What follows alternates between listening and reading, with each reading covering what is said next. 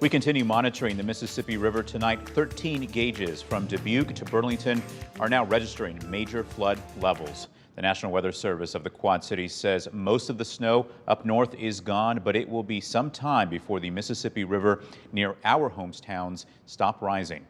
Now that includes north of Dubuque, where Storm Track 8 meteorologist Morgan Strackbein is live. Morgan, you're in McGregor, Iowa. What are conditions like there?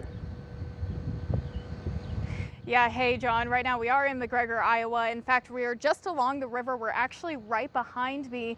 Used to be a parking lot and even a street down there. You can even see light posts in the water, all underwater now. So they are getting very close to those peak river levels. But first, I want to give you a look. Here is an aerial view from Pikes Peak State Park, where you can see the Wisconsin River meet the Mississippi. When flooding isn't occurring, you would see a lot of small islands.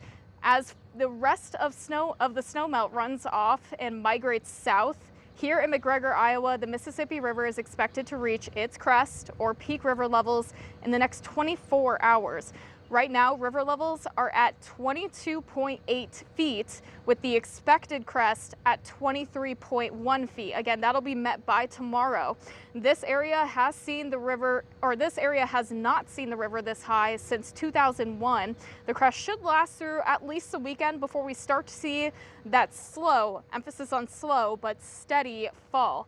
Now, Dubuque, Iowa, again, is expected to see their crest here by this upcoming weekend, and then eventually migrating its way down south to the Quad Cities. John? All right, thanks, Morgan.